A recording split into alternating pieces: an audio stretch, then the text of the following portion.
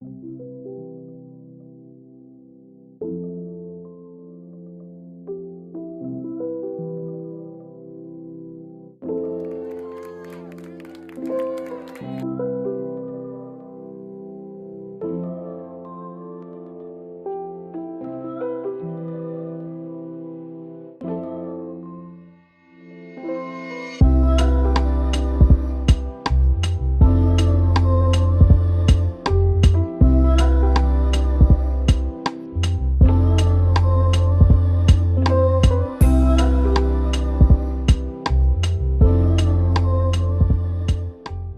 year is 2009. I'm living in Fulham, which is a borough in London, and I'm very, very British. I have a strong British accent. I'll put a clip in if I can find one. Hi, I'm at the top of the Christ Redeemer, or it's called Christo Redentor. I'm doing a video for my mom.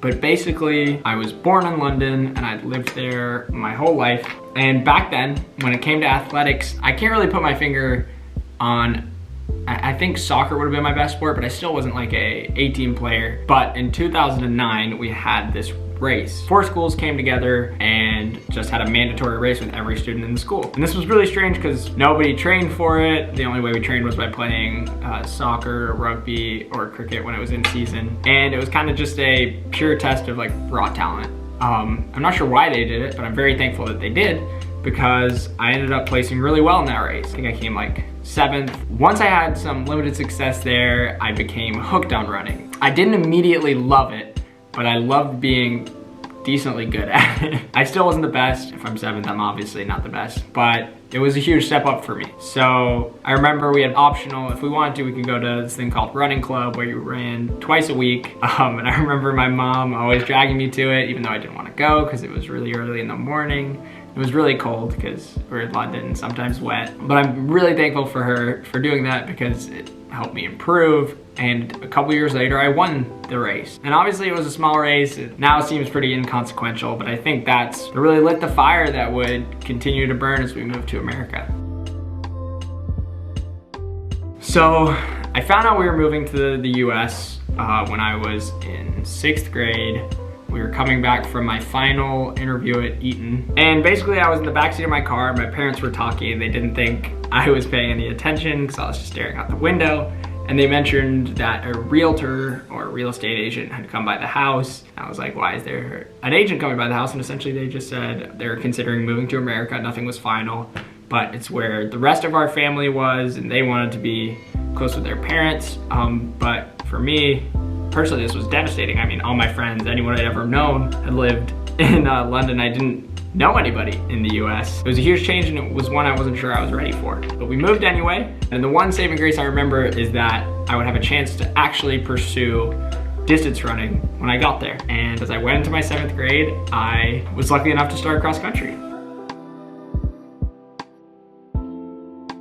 Flash forward to 2013, it is cross-country season. I trained a little bit before summer, but I know nothing really about racing, especially at the high school level. I'm just excited to be there. And the goal was kind of just to work up the team, just have fun with it. I mean, I was in 7th grade, so I didn't really think much about my long-term intentions with the sport. I was just kind of enjoying being out there. My first 5K at the UNF Invitational, I remember I ran 20:43. I remember coming in, I didn't know where I'd fall on the team, especially because I never raced with people who were older than I was. I mean, it was awesome. Like when I came out there and I did well enough to essentially make a case for me to be on varsity, I was really excited. The next race I ran was 21:08 at Katie Caples. Then I ran 19:17, 18:52, and 18:13, which I was even more excited about because I essentially, at that point, I thought it might have been my last race.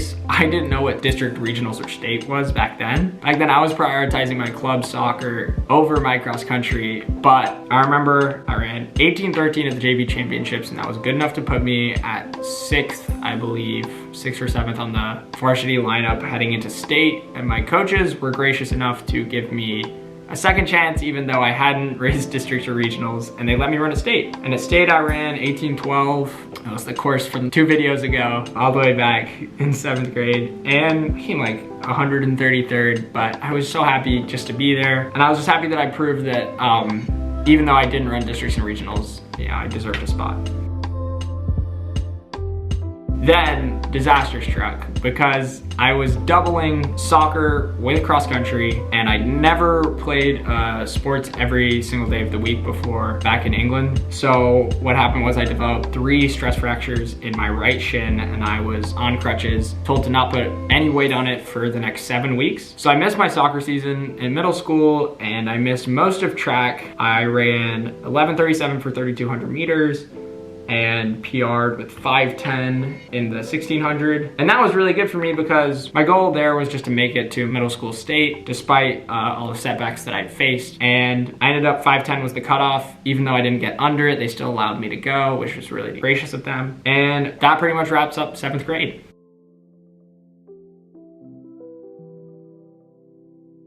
So in 2014, in 8th grade, I opened up my season with an 18:23 at that same UNF meet that I'd run 20:43 the year before. So that was a huge improvement for me, and I was really close to where I'd ended up last season. So I was really excited, and I think that positive energy translated really well into next race, where I ran 17:45 at the meet where I'd run 21:07 the year before. And I think everything just spiraled from there. I ran 17:54 the next week. Oh shoot, and then I was wondering, I'm missing districts. Disaster struck again. I fell out of a golf cart and broke my wrist. Shout out Cameron. It's not his fault.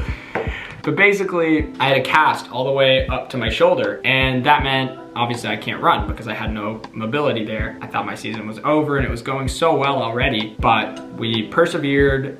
And I remember my mom and I going in. I don't know how it all happened, but somehow we were able to get the cast cut down to my shoulder. I was able to race, but I was really behind on training. And my coach said, we can't put you in the varsity race at district, but what we can do is we can put you in the open race. And if you race fast enough to get a spot on varsity, you can go to regionals and you can go to state. So I still was a little bummed because I knew my season wasn't gonna turn out as well as I thought it could.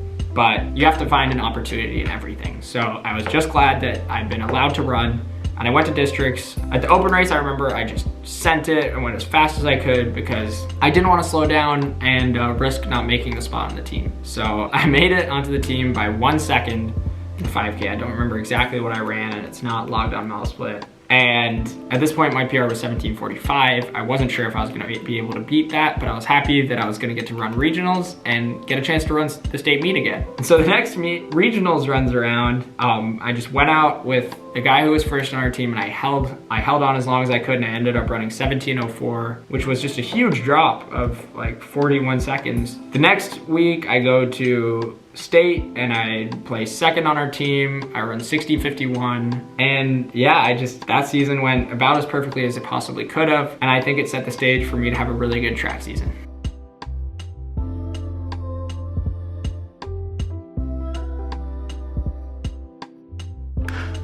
Track season. It's 2015. I didn't get to be first on my team by the end of cross country season, but that goal was still there. So I opened up the season with a 4:52 mile. For some reason, I really wanted to break 10 this season. That was not super encouraging because obviously if you want to break 10, you have to run sub 5 twice. And I was just under 5 in early February, but I knew I had a lot of time. So I didn't worry too much about it. And about a week later, I ran a 10:34 in the 3200. And if you told me that information now, I probably would have said sub 10 is gonna be a pretty tough goal for you to tackle. But back then I didn't really know how progression worked. So to me, the sky was the limit, and ignorance was pretty much bliss. The next 3200 I run 10:18, then after that 10:06, then at districts I run 10:05.